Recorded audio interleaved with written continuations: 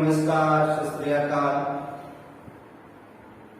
आज फिर हम जहां पर नेक्स्ट वीडियो लास्ट वीडियो में आपने देखा था, उसी के आगे मैं फिर कुछ स्पेशल रूल्स आपको बताने जा रहा हूं।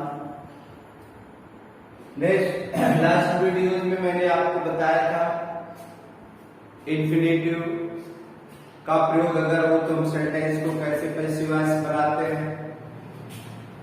कभी कभी ऑब्जेक्ट सेंटेंस में नहीं होता तो उसके हम पैसिव वॉइस कैसे बनाते हैं। इस तरह के सेंटेंसेस मैंने कल बताए थे।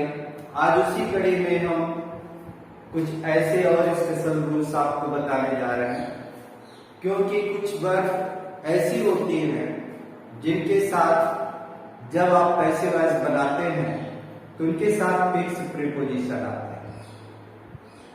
तो ऐसे वो कौन कौन सी मुक्रियाएं हैं, अर्थात वो कौन कौन सी वर्ब्स हैं जिनके साथ हम बाई के स्थान पर कुछ खास प्रीपोजिशन का प्रयोग करते हैं। इसी कड़ी में मैं आपको कुछ रूल्स पढ़ाने जा रहा हूं। जैसे अगर हमारे वाक्य में नो या ऑब्लाइज जाता है, जैसे हमारे वाक्य में नो जानना, ऑब्लाइज एहसान करना, तो अगर ये दो वर्ब का प्रयोग होता है आपके सेंटेंस में और उसे हमें पैसिव वॉइस बनाना है, तो ऐसी कंडीशन में हम बाई के स्थान पर टू का प्रयोग करते हैं। बाकी सारे स्टेटमेंट्स वही रहते हैं और कोई उसमें हम जो स्टेटमेंट्स नहीं करते हैं, केवल एक स्टेटमेंट्स आप करते हैं कि जहां हम सब्जेक्ट के पहले बाई लगाते थे, वहीं अब हमें सब्जेक्ट के पहले टू का प्रयोग करना।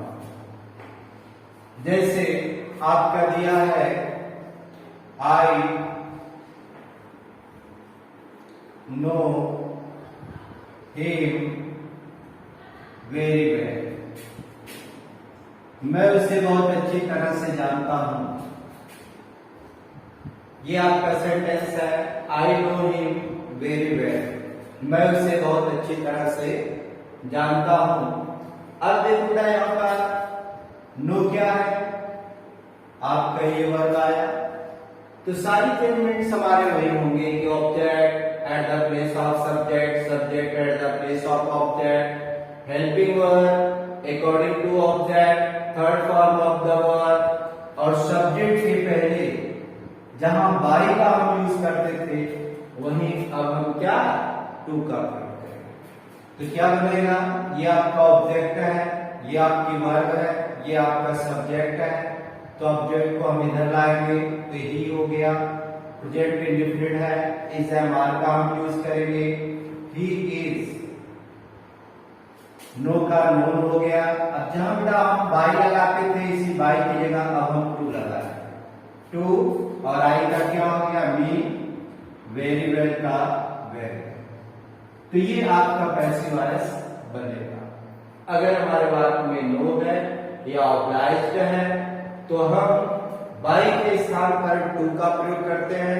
बाकी और जो सारी स्टेटमेंट्स हैं वो आपका सेम टू सेम वही है। अब जैसे दूसरा एक सेंटेंस और हम बता दे रहे हैं आपको, the teacher obliged me to help in the exam. The teacher obliged me to help in the exam. अध्यापक ने परीक्षा में मेरी मदद करके अध्यापक ने मुझ पर एहसान किया। तो जब अब आप देखिए यहां पर क्या आया, ऑब्लाइज्ड। तो आपका ऑब्जेक्ट क्या है, मी को इधर लाएंगे, आई, पास्ट इंडेफिनिट है, आई वाज ऑब्लाइज्ड हो गया, I was obliged। अब यही हम टू लगा देंगे, to the teacher to help in the exam। ये आपका पैसिव वॉइस है। तो जब कभी भी इस तरह के सेंटेंस हो, अगर हमारे वाक्य में नो या लाइक का प्रयोग हो, तो हम बाई के स्थान पर जो है टू का प्रयोग करते हैं। बाकी सेम टू सेम वही सारे रूल्स फॉलो होंगे जो आप एक्टिव को पैसिव वॉइस में बदलने में करते हैं। इसी में दूसरा रूल हम आपको पढ़ाए कि अगर हमारे वाक्य में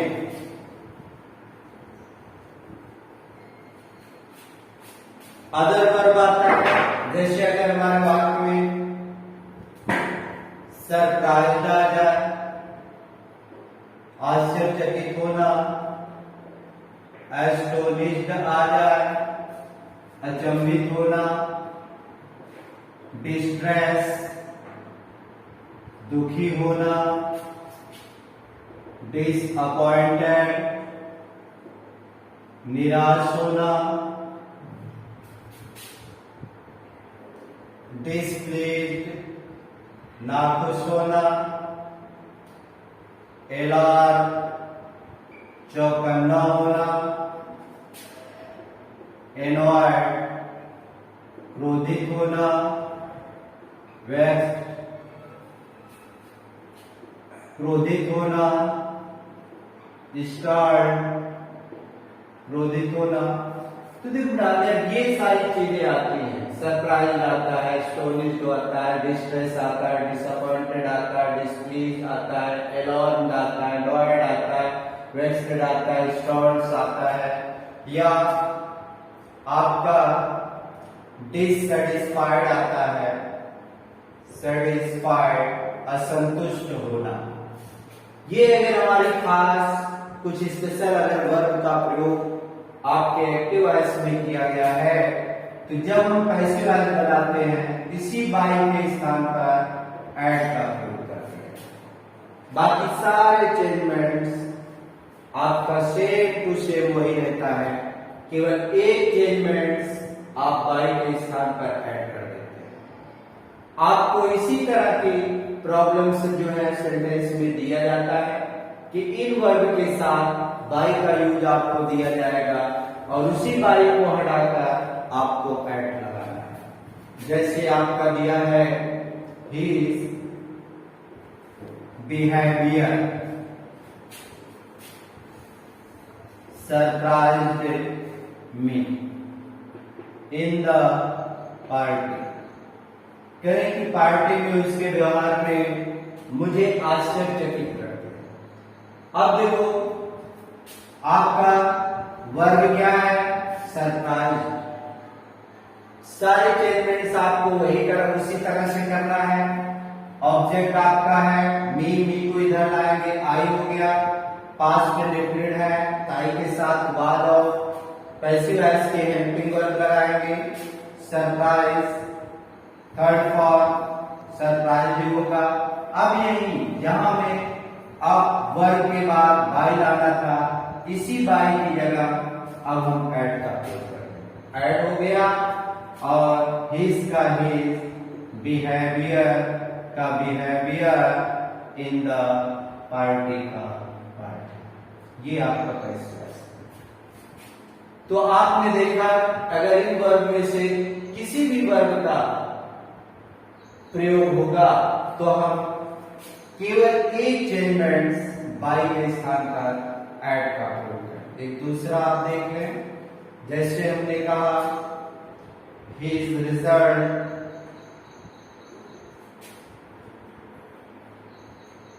has disappointed to his father। करें उसके परिणाम ने उसके पिता को बहुत ही ज्यादा निराश किया। अब इधर से हम आ जाएंगे, क्या हो जाएगा? हिज फादर हैज बीन, और हम लगा देंगे क्योंकि परफेक्ट है, परफेक्ट में आप बीन और एक्स्ट्रा कर देते हैं। डिसअपॉइंटेड का हो गया डिसअपॉइंटेड। अब यहीं पर देखो बेटा, जहां हम बाय लगाते थे बस एट लगा देंगे, एट हिज रिजल्ट्स का रिजल्ट्स।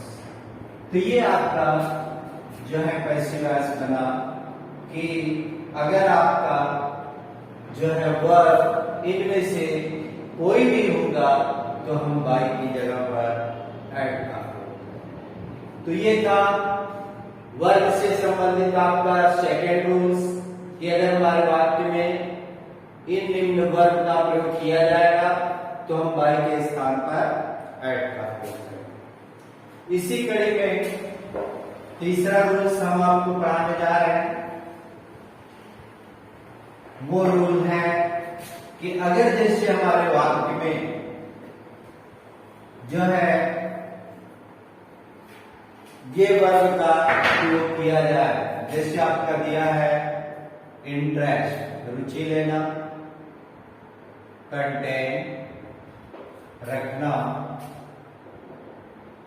इंक्लूडेड। अगर ये वर्ब हमारे वाक्य में आते हैं तो हम क्या करते हैं, इसी बाय के स्थान पर आप इन का प्रयोग करते हैं। बाकी सारे चेंजमेंट्स आपका सेम वही रहता है जो अभी आपको हमने पढ़ाया, केवल बाय के स्थान पर आप इन का प्रयोग करेंगे। जैसे आपका दिया है this box contain some books। करेंगे this box contain some books, करेंगे इस संदूक में, बॉक्स में कुछ पुस्तकें रखी गई हैं।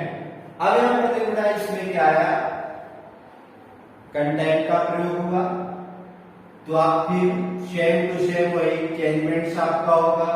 ऑब्जेक्ट को हम इधर लाएंगे, सम बुक्स का बुक्स हो गया, और पास्ट है, इंडेफिनिट है तो आप क्या, यहां पर आपका प्लूरल नाउन का यूज हुआ है तो आप वर्ब का यूज करेंगे। और कंटेंट का हो गया कंटेंट। अब जहां आप बाय लगाते थे यही आप इन लगाएंगे, इन दिस बॉक्स का।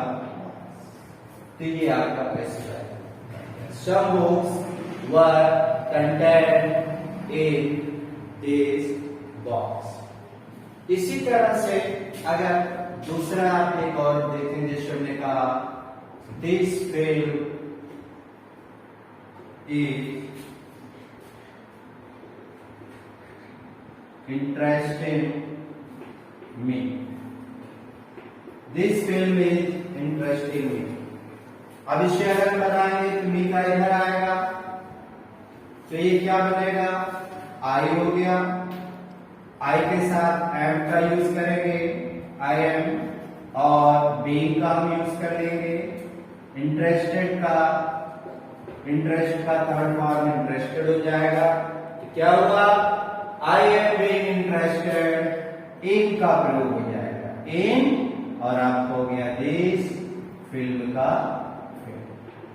तो ये आपने जो है वर्ब से संबंधित आपको मैंने थर्ड रूल्स पढ़ाया कि अगर हमारे एक्टिव वॉइस का वर्ब इंटरेस्ट कंटेन इंक्लूडेड अगर आता है या इनका इस वर्ब का प्रयोग, इन वर्ब का प्रयोग किया गया तो हमें बाय के स्थान पर मात्र केवल इनका प्रयोग करना है और बाकी सारे चेंजमेंट्स आपको वही करना है। अब इसमें हम नेक्स्ट रूल्स पढ़ते हैं। इसी वर्ग से संबंधित चौथा रूल्स हम पढ़ते हैं कि जैसे अगर हमारे वाक्य में, चौथा रूल्स है, जैसे अगर हमारे वाक्य में प्लीज आ जाए, चार्म आ जाए, प्लीज खुश होना, चार्म आकर्षित करना, डिसप्लीज आ जाए नाखुश करना, या डेकोरेटेड आ जाए, अलंकृत करना,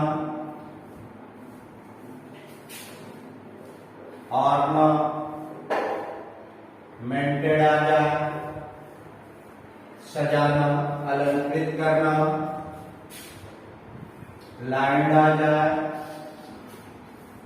अगर ये वर्ब आता है प्लीज आ गया, चार्म आ गया, या डिसगस्टेड आ जाएगा, घृणा पोजिशन कहते हैं, या आ जाए, तो ऐसे वाक्यों में आप इसी बाई के स्थान पर जो है विद का प्रयोग करते हैं।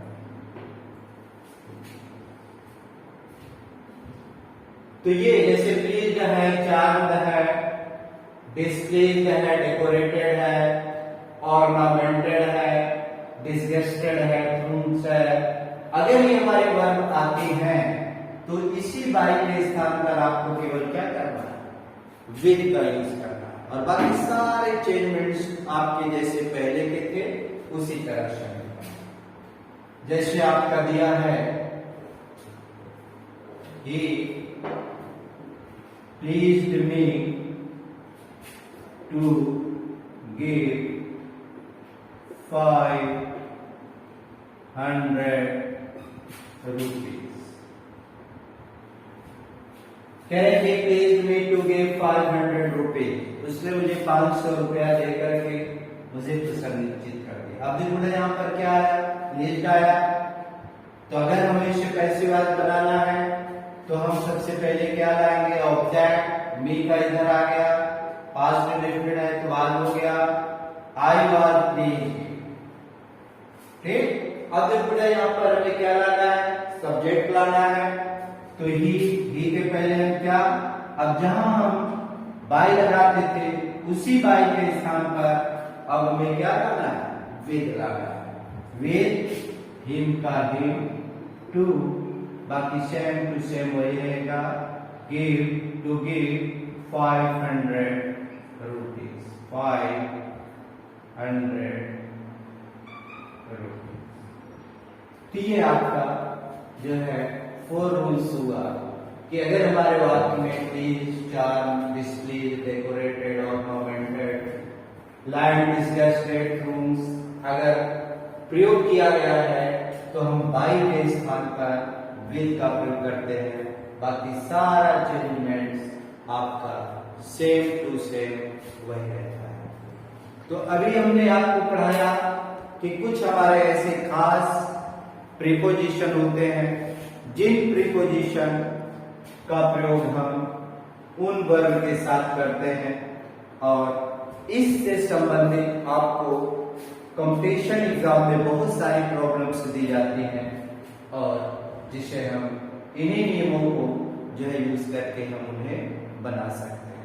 हाँ, नेक्स्ट बेटा देखो, ये भी आपके लिए मैं बहुत ही स्पेशल रूल्स लेके आया हूं। कभी कभी क्या होता है आपके एक्टिव वॉइस में कजेटिव वर्ब का प्रयोग होता है। कजेटिव वर्ब का मतलब होता है प्रेरणादायक क्रिया। प्रेरणादायक क्रिया का मतलब होता है जैसे आपको कोई करने के लिए, कोई कार्य करने के लिए प्रेरित किया जाए, उसे ही हम कजेटिव वर्ब कहते हैं। जैसे हमने कहा मैंने तुम्हें दौड़ाया, जिसके लिए मेड या लेट का प्रयोग किया जाता है, आई मेड यू रन। तो इस तरह के हमारे सेंटेंस, मैंने घोड़े को दौड़ाया, I made the horse run. तो इस तरह का जो है कजेटिव वर्ब से कहते हैं, जो एक प्रेरणादायक वर्ब होता है जो दूसरे को कार्य करने के लिए प्रेरित करता है। कभी कभी इससे संबंधित भी आपको एग्जाम में पूछे जाते हैं। तो कजेटिव वर्ब क्या होता है, मैंने बताया आपको, यह एक प्रेरणादायक क्रिया होती है जिसमें किसी कार्य को करने के लिए प्रेरित किया जाता है, और इस तरह के सेंटेंस में ये जो है विदाउट इंफिनिटिव का प्रयोग किया जाता है। लेकिन जब हम उसे पैसिव वॉइस बनाते हैं, जैसे हमने कहा आई मेड हिम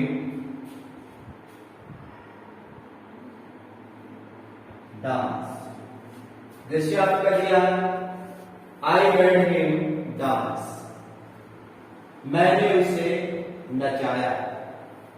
अब यहां पर देखो नाचने के लिए मैंने उसे क्या किया, प्रेरित किया। इस तरह का जो कजेटिव वर्ब होता है, जब हम उसे पैसिव वॉइस बनाते हैं तो हम सब्जेक्ट का यूज नहीं करते, केवल हम कर्म से जो है प्रायः स्टार्ट करते हैं। तो बनाने का नियम क्या होता है, सबसे पहले हम ऑब्जेक्ट लाते हैं, ऑब्जेक्ट के बाद हेल्पिंग वर्ब आता है, हेल्पिंग वर्ब के बाद आपका जो है वर्ब आते हैं, वर्ब का थर्ड फॉर्म, और इसके बाद आपका टू आता है, और टू के बाद जो है आपकी वर्ब की फर्स्ट फॉर्म आती है।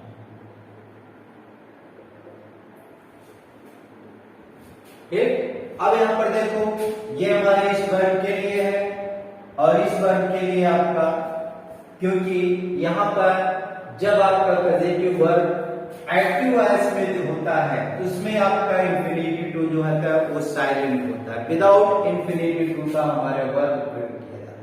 लेकिन जब आप उसे पैसिव वॉइस बनाते हैं उसमें हमें इंफिनिटिव को लाना पड़ता है और फिर हम जो है इसे बनाते हैं। अब इसके अकॉर्डिंग क्या बनेगा, ऑब्जेक्ट आपका हिम है तो यहां आपका हो गया ही और ही, और यहां पर हो जाएगा वाज, क्योंकि पास्ट इंडेफिनिट है। ही वाज मेड, ठीक है, ही वाज मेड और इसके बाद टू लगाएंगे, टू डांस का डांस। ये आपका सेंटेंस बना कि he was made to dance, जिसमें आप कर्ता का प्रयोग नहीं करते। ये पॉजिटिव वर्ब की सबसे इंपॉर्टेंट पहचान होती है कि जब भी हम उन्हें पैसिव वॉइस बनाएंगे तो आप टू का भी, इंफिनिटिव टू का भी प्रयोग करेंगे और इसके बाद सब्जेक्ट का प्रयोग हम नहीं करते हैं। जैसे आपका दिया है दूसरा सेंटेंस, हम इसी में ले लें। जैसे दिया है शी मेड हिम सिंग, ये है दूसरा सेंटेंस, शी मेड हिम सिंग, उसने उसे गवाया, गीत गवाया। अब यहां हिम का हम क्या आ जाएगा, ही वाज हो गया, मेड का थर्ड फॉर्म मेड होता है, मेड, और टू सिंग का सिंग, ये आपका पैसिव वॉइस। तो अगर आपका मेड का यूज किया गया, पॉजिटिव वर्ब में दो वर्ब का प्रयोग होता है, कभी कभी आपको मेड का प्रयोग मिलेगा और कभी कभी इसमें लेट का प्रयोग होता है। तो दोनों में बस एक डिफरेंस है कि अगर मेड का यूज किया गया तो आप पैसिव वॉइस बनाते समय यहाँ पर टू का प्रयोग करते हैं, और अगर लेट का प्रयोग किया गया तो जब लेट का प्रयोग किया जाता है तो हम टू का प्रयोग नहीं करते हैं बल्कि उससे लेट का प्रयोग किया जाता है। तो ये आपको समझ में आ गया कि अगर आपका पॉजिटिव वर्ब का प्रयोग किया गया और मेड का यूज किया गया तो पैसिव वॉइस बनाने के समय या बनाते समय हम इंफिनिटिव टू का प्रयोग किया जाता है। अब इसी कड़ी में हम दूसरा रूल इसमें पढ़ते हैं कि अगर लेट का प्रयोग करके जो है पॉजिटिव वर्ब का प्रयोग किया गया है तब हम क्या करते हैं, जैसे आपका दिया है I let him right, I let him right, मैंने उससे लिखवाया। अब यहां पर देखो अगर इसका हमें पैसिव वॉइस बनाना है, इस सेंटेंस का बनाना है, ऊपर आपने लेट से बनाया, ये दूसरा रूल्स यहां पर हम आपको बता रहे हैं कि अगर लेट से हमारा बनाना है तो क्या बनेगा, तो हम उसी के अकॉर्डिंग बनाएंगे।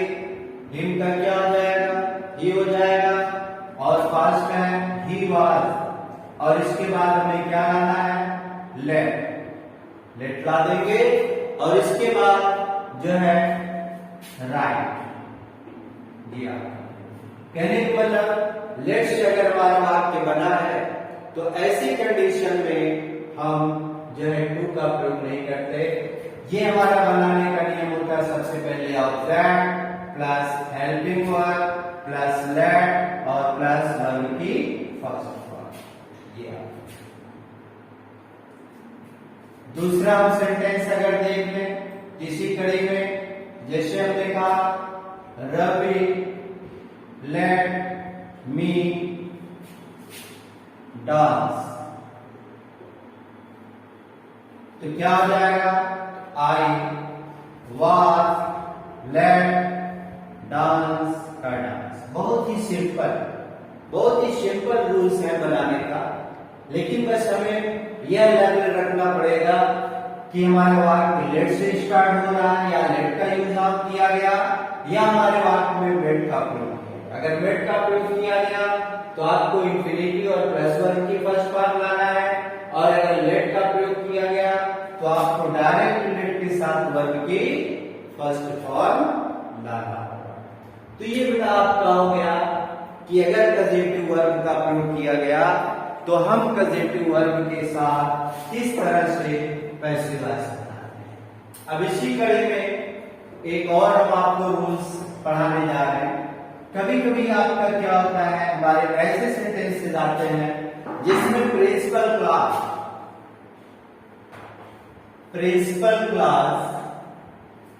दिया जाता है, फिर आपका दैट सिंथेसिस आपने पढ़ा होगा, इसके बाद आपका नाउन क्लॉज।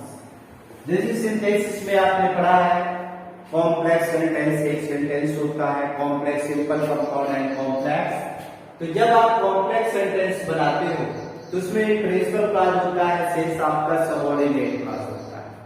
सबऑर्डिनेट क्लॉज को जब हम उसका क्लॉज जो है क्लासिफिकेशन करते हैं तो सबऑर्डिनेट क्लॉज आपका 3 प्रकार के क्लॉज में डिवाइड हो जाता है, noun clause, adjective clause and adverb clause. उसी नाउन क्लॉज से संबंधित अगर आपका सेंटेंस है जिसमें आपका दैट का यूज किया जाता है, तब हम उसे कैसे बनाएंगे? तो इसके बड़ा 2 रूल्स होता है। एक तो ये होता है ऐसे सेंटेंस को हम इट से स्टार्ट करते हैं और प्लस हेल्पिंग वर्ब आता है, हेल्पिंग वर्ब के बाद वर्ब की थर्ड फॉर्म आते हैं और फिर आपका दैट आता है, और दैट के बाद जिस तरह का सेंटेंस है सेम टू सेम वही हम रखेंगे। एक तो नियम ये है आपका पैसिव वॉइस बनाने का। दूसरा नियम आपका होता है कि सब्जेक्ट हम लाएंगे, हेल्पिंग वर्ब लाएंगे, और इसी हेल्पिंग वर्ब के बाद वर्ब की थर्ड फॉर्म आती है, और थर्ड फॉर्म के बाद जो कुछ भी उसमें रहता है हम उसमें ऐड कर देते हैं। कहने के लिए उसमें हमें दैट का यूज फिर नहीं करना पड़ता है। और ऐसे जो हमारे सेंटेंसेस होते हैं, जैसे वाक्यों में अक्सर आप देखेंगे कि ट्रांसिटिव वर्ब का प्रयोग किया जाता है, ट्रांसिटिव एंड इंट्रांसिटिव। ट्रांसिटिव का मतलब होता है सकर्मक क्रिया, इंट्रांसिटिव वर्ब का मतलब होता है अकर्मक क्रिया। कहने के लिए वह वर्ब जो कर्म के साथ प्रयोग की जाए उसे ट्रांसिटिव वर्ब बोलते हैं, और वह वर्ब जिसमें कर्म का प्रयोग ना हो अर्थात विदाउट ऑब्जेक्ट यूज किया जाता है जो वर्ब, उसे हम इंट्रांसिटिव वर्ब कहते हैं। और ऐसे वर्ब जैसे हमारे जो है बिलीव है, फाइंड है, थिंक है, क्लेम है, या से है, रिपोर्ट्स है, टेल है, नो है, कहने के लिए जो हमारे फीलिंग से जुड़ा होता है, ऐसे हम जो है इसमें वर्ब का यूज करते हैं। तो इस तरह के जब कभी भी सेंटेंस आए कि एक प्रिंसिपल क्लॉज हो और फिर दैट से जो है नाउन और प्रिंसिपल क्लॉज को जोड़ा जाए, मीन्स जो हमारा एक तरह से आप देखेंगे तो ऐसा लगेगा कि ये बिल्कुल एकदम डायरेक्ट इनडायरेक्ट, मतलब जो आप इनडायरेक्ट बनाते हो साधारण वाक्य, उसी तरह का सेंटेंस इस तरह के सेंटेंस में आता है। जैसे आपका दिया है वी नो, हम जानते हैं, दैट someone, जैसे आपका दिया वी नो दैट someone या some boys grow wise early, जैसे ये सेंटेंस। और अभी दूसरा सेंटेंस भी हम आपको बताएंगे, जैसे देखो बेटा, ये है we know that, we know ये आपका प्रिंसिपल क्लास है, प्रिंसिपल क्लास है। ये आपका बीच में दैट आ गया, दैट है।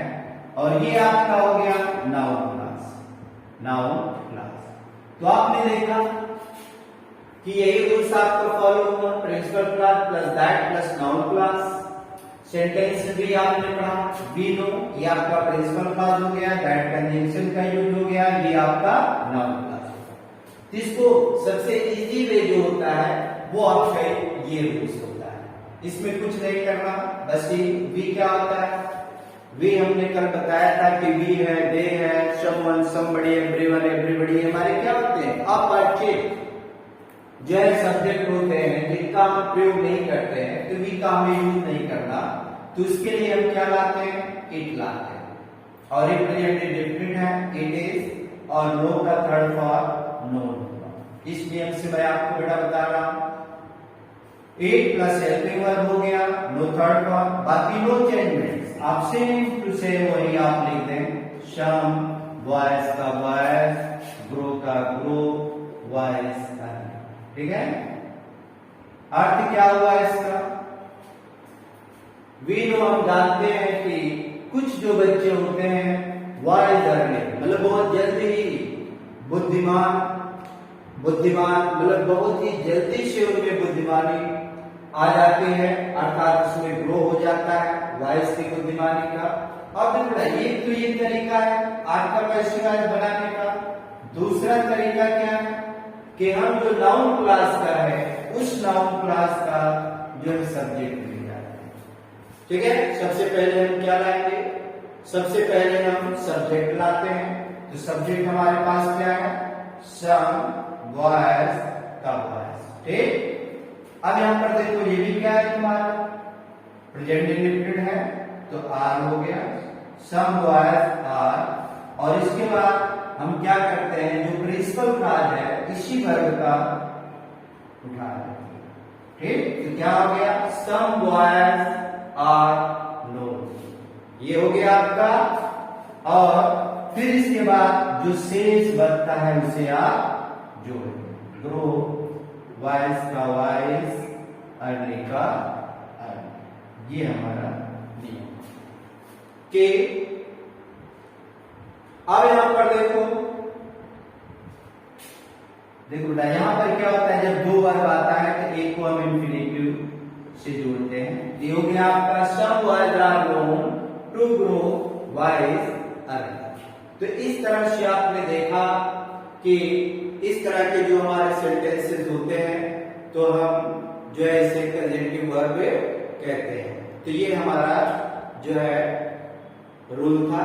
इसी तरह से आपका जो है प्रिंसिपल क्लास और प्लस दैट प्लस नाउन, इससे संबंधित जो भी आपका सेंटेंस आए ठीक इसी तरह से हम उस सेंटेंस को जो है बनाएंगे।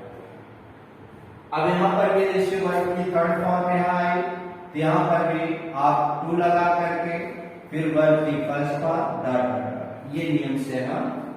तो इस तरह से आपने देखा कि ये आपका मैंने पैसिव वॉइस के जो सिस्टम रूल थे वो आपको पढ़ाया।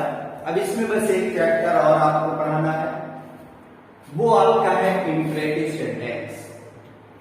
वो वीडियोस आपको मैं जो है नेक्स्ट जो है फिर आपको जो है